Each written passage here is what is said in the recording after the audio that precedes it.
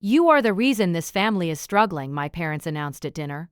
I replied, the dinner table in my parents' house was too small for how much performance they expected from it. It sat under a chandelier my mother insisted was tasteful, even though the crystals had been dulled by years of cooking grease and the occasional leak from the upstairs bathroom.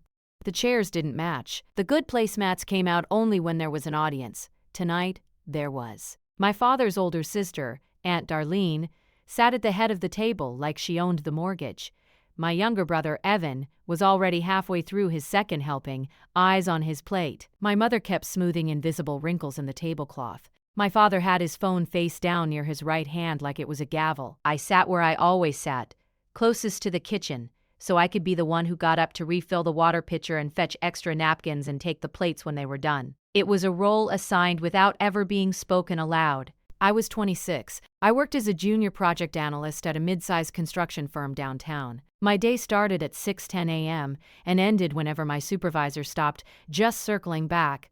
I paid my own bills, had my own health insurance, and used a budgeting app that my mother would have mocked if she knew I tracked every expense down to the last coffee. I still lived here. Not because I couldn't leave, because leaving was never just leaving in my family. It was a statement. And statements invited consequences. "Everyone's here," my mother said, as she set down the roast chicken. It was slightly dry, the skin too browned. She'd cooked it longer than usual, because Aunt Darlene liked her meat done. My father cleared his throat. I knew that sound. It was the sound he made when he wanted the room to feel like it should be listening. "Before we eat," he said, "we need to talk." Evan didn't look up. He just kept chewing like he'd learned that stillness was safety. Aunt Darlene folded her hands. Her nails were freshly done, pale pink, the kind of manicure you don't get if you're struggling. I placed my fork down. I didn't move my face. My mother sat, then immediately stood again to adjust the centerpiece, fake eucalyptus in a ceramic vase. She smiled too wide.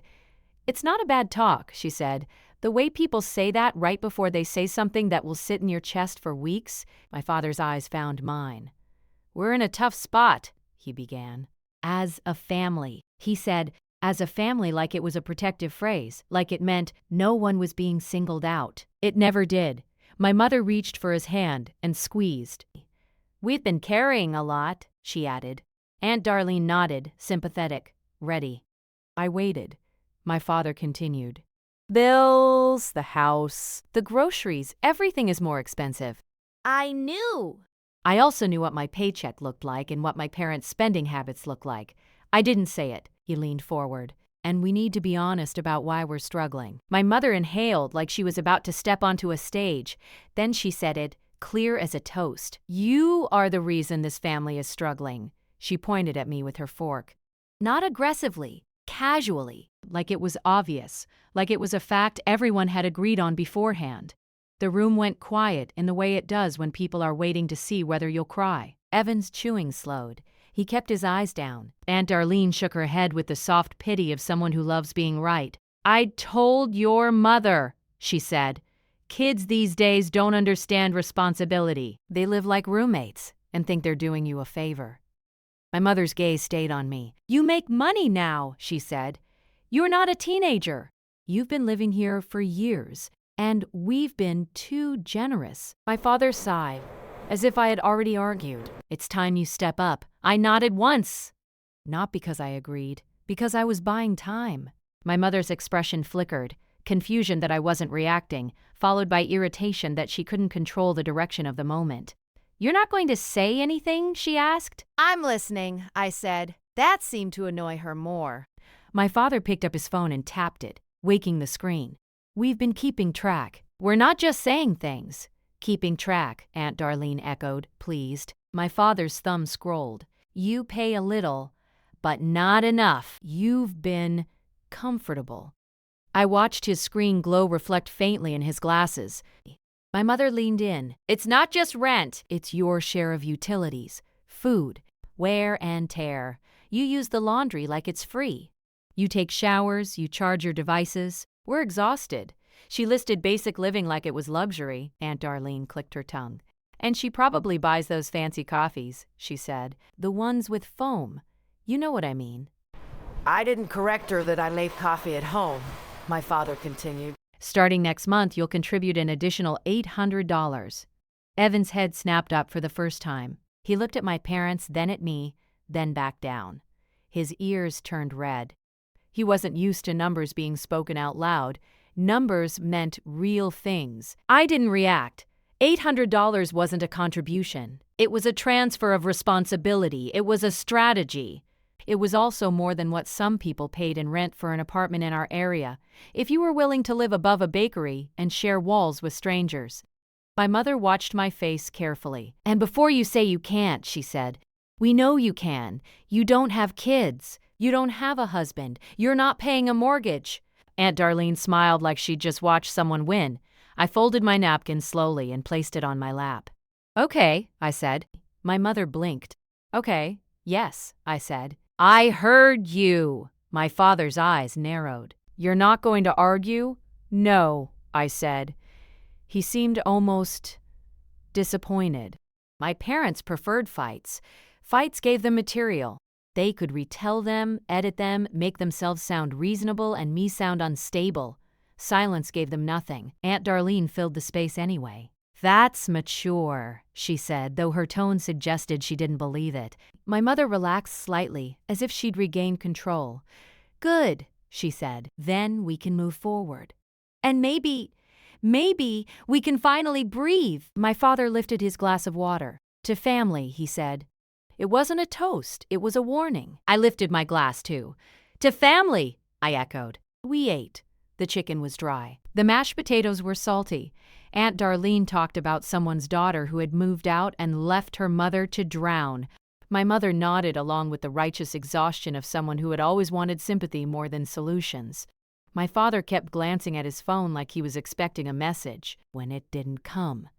He looked slightly more tense. Evan stayed quiet.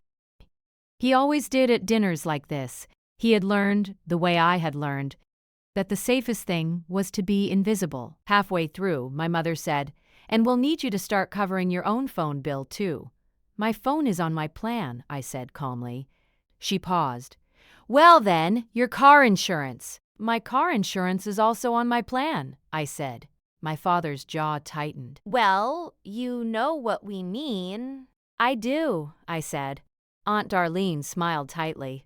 Always so literal. I kept eating. After dinner, my mother announced that she was too tired to do dishes. That was directed at me without being said to me. I stood and collected plates. I ran warm water. I scraped chicken bones into the trash. I heard my parents in the living room with Aunt Darlene, voices low but not careful. "She didn't even push back," my mother said. "That's because she knows," Aunt Darlene replied. "They always know." My father said something I couldn't catch. Then my mother laughed softly. The kind of laugh that wasn't happiness but relief, like they'd just gotten away with something. When the dishwasher hummed and the counters were wiped, I went upstairs to my room. My door still had the old dent near the handle from the time my father had shoved it open during an argument when I was 17. I sat at my desk, opened my laptop, and pulled up my banking app. Then I opened a folder I had created months ago. After the first time, my mother had casually asked me for a little help and then later told relatives I was still dependent. The folder was named something harmless, Taxes 2025. Inside it were screenshots, Venmo transfers to my father labeled house, receipts from grocery runs I'd paid for, digital copies of utility payments I'd covered just until payday, and a spreadsheet I updated every time money left my account for something I didn't use alone. I started it because I needed to know if I was losing my mind. When people tell you you're the problem often enough, you start searching for proof that you aren't. I added a new row to my spreadsheet, January 5th, 2026. Dinner meeting, demanded, plus $800/month. Witnesses, Mom, Dad, Evan, Aunt Darlene. Then I created a new note in my phone titled, Timeline. I typed, dinner accusation, you are the reason this family is struggling. Demand $800 additional starting Feb. Tone, public blame, framed as family necessity. I didn't feel angry, not in the way they would recognize. What I felt was clarity, because my parents were not struggling in the way they claimed. They had brand new patio furniture delivered 2 weeks ago. My mother had gotten her hair colored and trimmed 3 days before Christmas. My father had been talking about a weekend trip once, his bonus cleared. There were also things they did that didn't match the story they told other people. Things I didn't fully understand yet but had noticed. Like mail they snatched quickly, like phone calls that stopped when I walked into the room. Like the way my father would ask Evan, casually, whether he'd seen anything come in. I closed my laptop and listened to the house. The living room laughter drifted up through the floor vents, the clink of a glass. My mother's voice bright and practiced. They were celebrating. I stood, walked to my closet, and pulled out my small lockbox from behind a stack of sweaters. Inside were my passport, my birth certificate, and a thin envelope of printed documents I'd been collecting quietly. I didn't open it tonight. I didn't need to. Tonight wasn't the night to correct them at the table. Tonight wasn't the night to explain that I'd been paying more than they admitted, or that the narrative they were building had holes big enough to fall through. Tonight was the night I let them believe their version worked. Because people who think they've won get careless. I put the lockbox back, sat on my bed, and stared at the ceiling for a long moment. Downstairs, my father laughed louder than he had all week. I picked up my phone, opened my messages, and typed a single text to my supervisor. Just confirming, I'll be traveling for the site meeting on the 18th, right? Need the itinerary for my records. I stared at the message before sending it. Then I hit send. I didn't know yet exactly how my parents were arranging their story, but I knew one thing. If they were bold enough to blame me at a dinner table in front of witnesses, it meant they were already telling that story to other people. And if they were already telling it, they would eventually tell it somewhere they couldn't control. I placed my phone face down on the bed, the way my father did when he wanted to feel powerful. Then I sat quietly and listened to the house settle, already planning what I would need next. Because whatever was really happening in this family was bigger than rent, and I was done being the convenient reason. Downstairs, I heard my father say my name again, this time with a different tone, like he just remembered something he didn't want me to hear. The first thing that changed was how careful they stopped being. It didn't happen all at once, it never does. You started with small assumptions. Doors left ajar, conversations continued when I entered the room, paperwork left on the counter instead of hidden in drawers. People relax when they think you've accepted your role.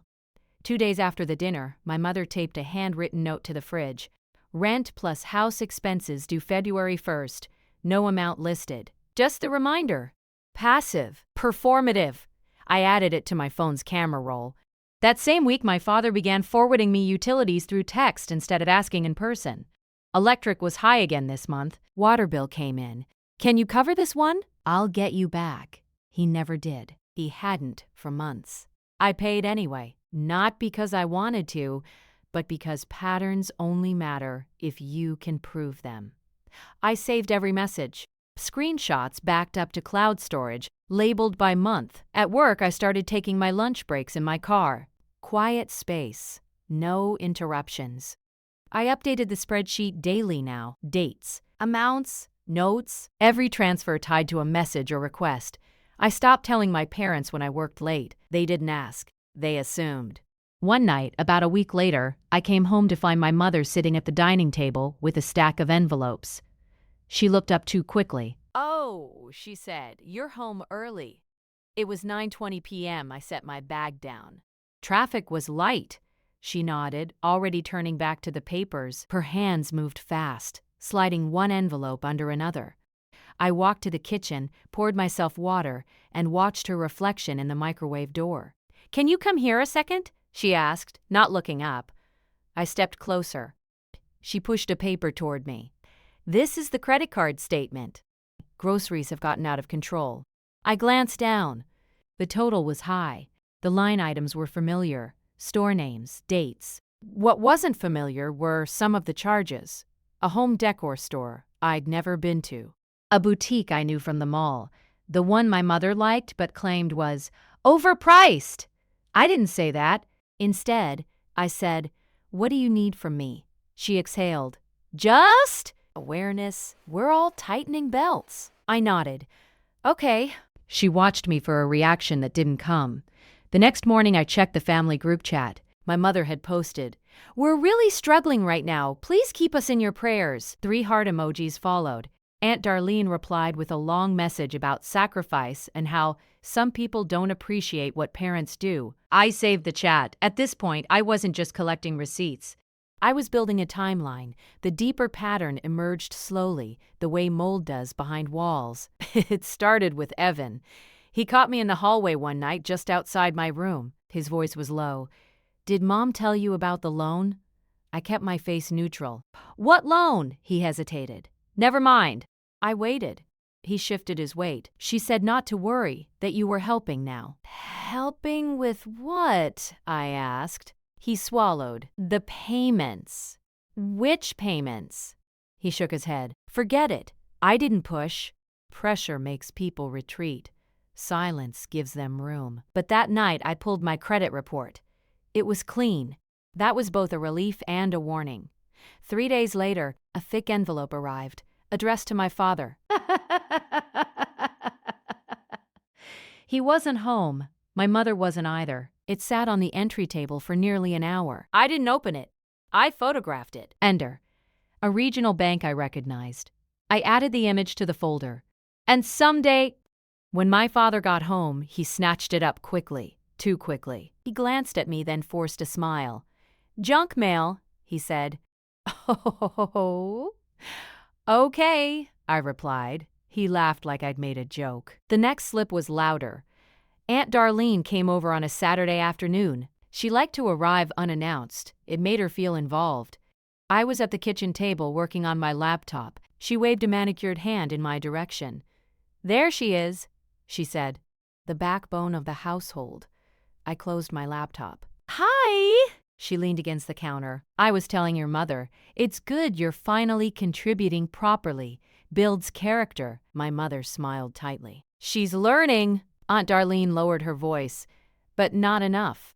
So the refinance should be easier now, right?" My mother's smile froze for half a second. "Darlene?" she said too brightly. "What?" Aunt Darlene shrugged. "I'm just saying, with her income," my mother cut her off. "It's complicated." I stood. "I'm going to step out for a bit." No one stopped me. In my car, I sat with my hands on the steering wheel and let the pieces arrange themselves. Refinance, loan, bank envelopes. The sudden urgency, the public blame, the need to position me as the reason and the solution. That night, after everyone went to bed, I logged into my parents' shared desktop. They were careless with passwords. Always had been. The login was still the same as when I was in high school. I didn't snoop randomly. I searched with intention. Bank, mortgage. Notice the folder appeared immediately. Inside were PDFs dated over the last 18 months. Missed payments. Late fees. A notice of default. A refinance application that had been started and abandoned. A denial letter citing insufficient income stability. Then another document. A payment plan proposal. It listed projected monthly contributions. My name was there. My income, estimated, inflated, was there. My contribution amount matched the number my father had demanded at dinner. They hadn't asked me to help. They had already counted my money. I didn't download anything yet. I took photos of the screen with my phone, each page. Each date, each header. Then I logged out and shut the computer down exactly the way I found it. The next day, my supervisor confirmed the travel itinerary. The site meeting would be held at a regional office, public space, multiple stakeholders. My parents didn't know the significance of that yet. At home, the pressure increased. My mother started leaving printed articles around about adult children living at home. Highlighted sections, circled quotes. My father began sighing loudly when bills came in, making sure I was within earshot. Once during dinner, he said, "Some people don't realize how close we are to losing everything." He looked directly at me. I met his gaze. I realize he blinked, unsettled. The biggest mistake came a week later. I was folding laundry in the living room when my father's phone buzzed on the coffee table. He was in the shower. The screen lit up. A message preview appeared. "Need updated income proof. Her pay stubs will work." I didn't touch the phone.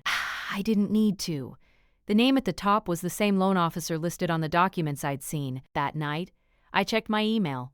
Buried in my spam folder was a forwarded message. accidentally sent to me instead of my father. It was a request for verification. The attachment included a draft letter. It used my full legal name. It stated that I was a financial contributor to the household and that my income was committed toward ongoing mortgage obligations. I stared at the screen for a long time. Then I saved it. That was the key receipt, not the bills, not the transfers, not the blame. Because this wasn't about family dynamics. This was misrepresentation. I didn't confront them. I didn't mention the email. I kept paying what I had always paid. I let them believe the pressure was working. But that night, I created a second folder. This one wasn't named harmlessly. It was named legal. I backed everything up twice. Then I made one last note in my timeline. Parents using my identity income without consent for mortgage refinance. Public narrative.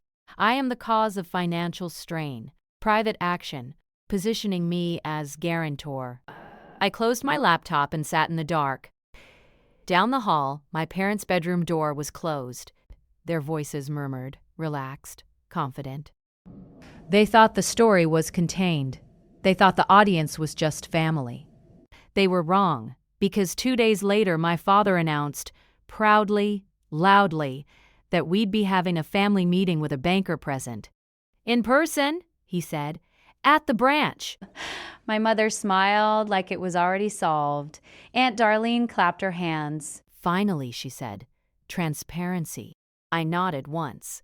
That sounds good. Inside, everything was already aligned. They had chosen the room. They had chosen the witnesses. They had no idea they'd chosen the moment. And I hadn't said a word yet. The branch was on Main Street, wedged between a dental office and a bakery that smelled like sugar even through glass. My father insisted we arrive early. First impressions matter, he said, adjusting his jacket in the car's rearview mirror. This is a serious conversation. I sat in the back seat.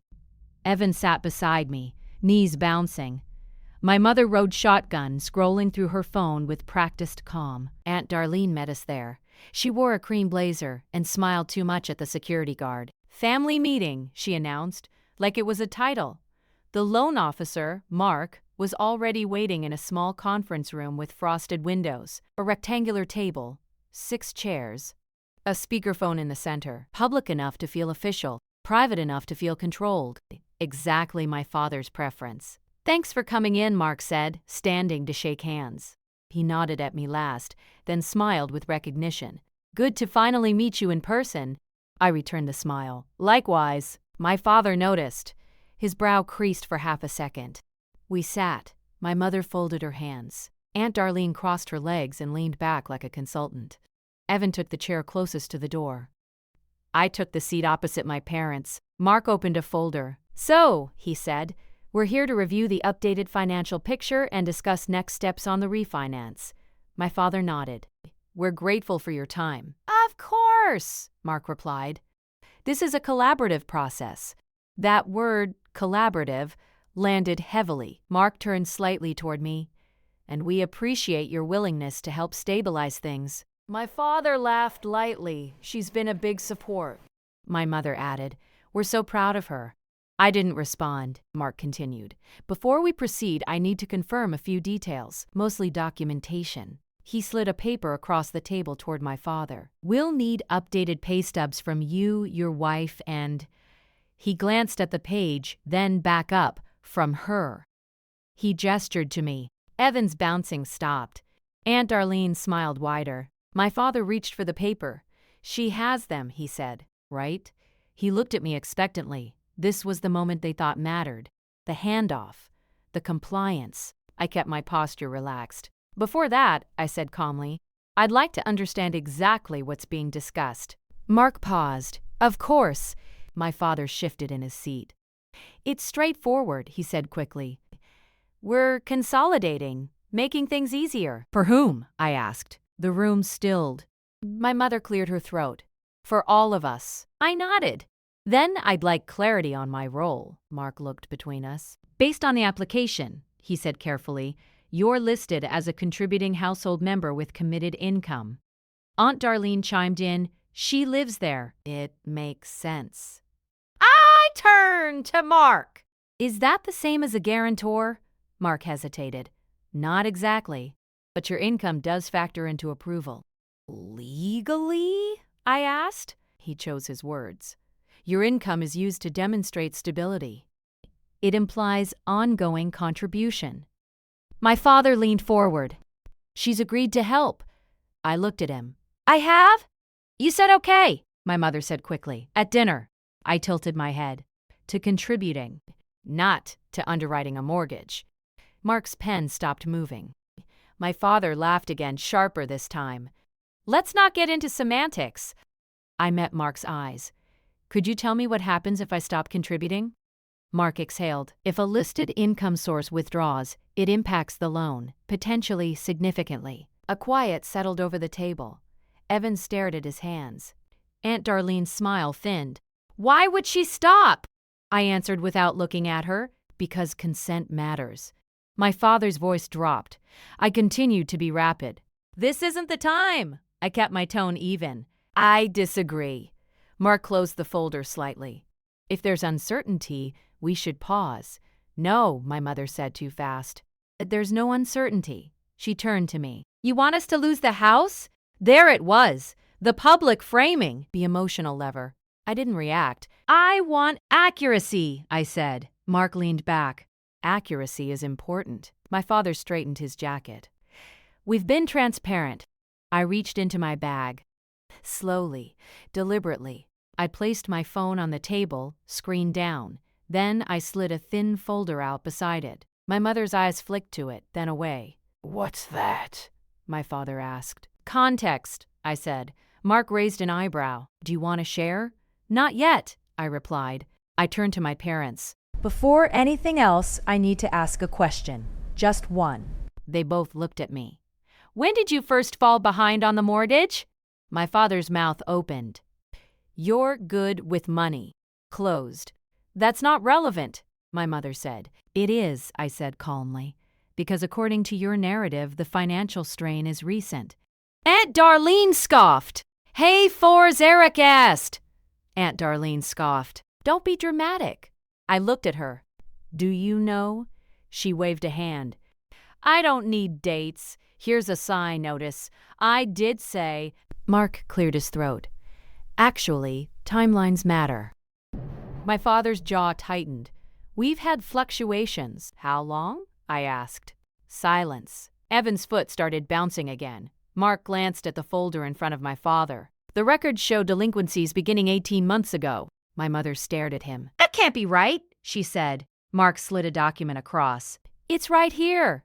The air shifted. This wasn't exposure yet. This was erosion. My father reached for the paper but didn't pick it up. That was temporary, he said. We handled it. With my income, I said softly. Projected. Mark looked at me. You didn't submit consent for that. No, I said. I didn't. My mother's voice rose. We're family. Mark straightened. Family relationships don't replace legal authorization. Aunt Darlene leaned forward. Let's not blow this out of proportion. I looked at Mark. Before we continue, I need to know who has access to my employment information. Mark hesitated. Your father forwarded. I didn't authorize that, I said. My father slammed his hand lightly on the table. Enough. Everyone froze. Then, Mark spoke carefully. I'm going to need to halt this process until we clarify consent and documentation. My mother's face flushed. You can't. I can, Mark replied. And I should. The room felt smaller now. My father turned to me, eyes hard. You're doing this on purpose. I met his gaze. I'm doing this accurately. Evan looked up at me for the first time. His expression wasn't fear. It was understanding. Mark gathered his papers. I'll step out and consult compliance. He stood. Please don't leave. The door closed behind him. The silence left was thick. My mother spoke first. You're humiliating us. I didn't answer. Aunt Darlene shook her head. After everything. My father leaned in close, voice low. You think you're smarter than us. I stayed still. Yeah, you think you've won, he said. I finally spoke. This hasn't started yet. The door handle turned. Mark re-entered with another woman, older, sharp-eyed. A compliance officer. Thank you for waiting, Mark said. We need to address some discrepancies. I placed my hand on the folder. I didn't open it yet, not until everyone was looking. Not until the room was full. And it was. I slid the folder toward the center of the table. Before you do, I said evenly, there's something you should see. Every eye fixed on me. I opened the folder, and the first document caught the light. The document was simple. No dramatic formatting, no bold accusations. Just a header, a date, and a signature block. I turned it so everyone could see. Mark leaned forward first. The compliance officer, her nameplate read Sandra, adjusted her glasses. My mother stared at the table. My father stared at me. This, I said calmly, is the email your office accidentally forwarded to me 2 weeks ago. I tapped the page once. It requests verification of my income without my knowledge, without my consent. Sandra took the document and read silently. I continued. Attached to that email was a draft letter stating my income was committed to ongoing mortgage obligations. Mark's face tightened. That letter was never finalized. It didn't need to be, I replied. It was used as the basis for this application. I slid the next document forward. A timeline. Clean, dated. Amounts listed in columns. Those are my transfers, I said. Monthly. For utilities, groceries, and temporary support. Each one corresponds to a request from my father. I placed my phone beside it. Screen up, now. The message preview was visible. Need updated income proof. Her pay stubs will work. Sandra's lips pressed into a thin line. My father finally spoke. You're misrepresenting this. I looked at him. I didn't write the messages. My mother's voice trembled. We were trying to save our home. Sandra looked at her. By misrepresenting a third party's income? Aunt Darlene laughed nervously. This is being blown out of proportion. Sandra turned to her. Are you part of the loan? No, Aunt Darlene said quickly. Then please refrain from commentary. That shut the room down. Sandra flipped through the documents methodically. No emotion, just process. These delinquencies, she said, began 18 months ago. My father nodded stiffly. We recovered. You did not, Sandra replied.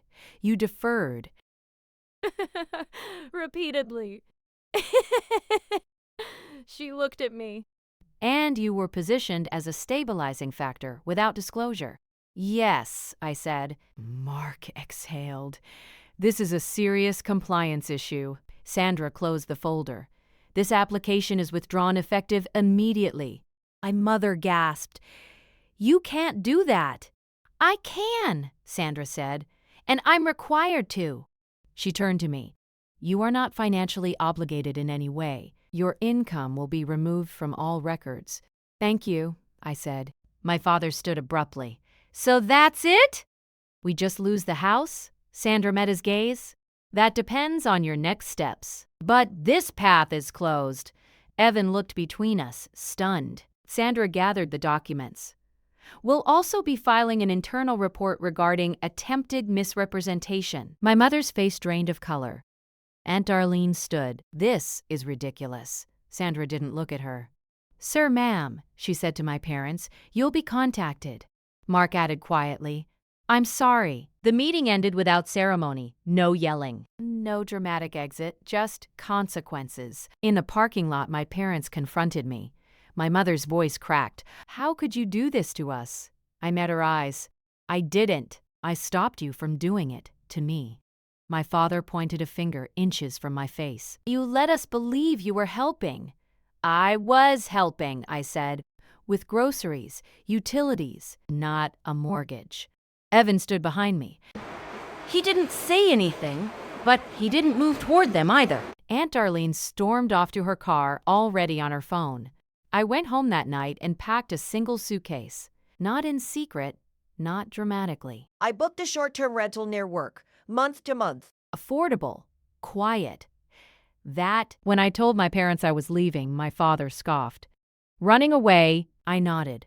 Yes. I left my keys on the counter. The weeks that followed were quiet. The house didn't go into foreclosure immediately. They negotiated. They downsized. They stopped telling people I was the reason. Because the story no longer worked. Aunt Darlene stopped calling. Evan visited once. Later, we sat in my small kitchen and drank coffee from mismatched mugs. They blamed you, he said. I know, I replied. But it didn't stick, he said. I didn't correct him. Some truths don't need defending once they're exposed. I kept my job. I kept my credit clean. I kept my peace. I didn't gloat. I didn't explain myself to extended family. I didn't post anything online. I just stopped participating in a story that required my silence to survive. Months later, my mother sent a message. We never meant to hurt you. I read it once, then archived it. Intent doesn't change impact. Boundaries do. On my wall, above my desk, I pinned one piece of paper. Not a receipt. Not a document. Just a simple reminder I wrote for myself the night I moved out. Clarity is not cruelty, and for the first time, the quiet in my life felt earned.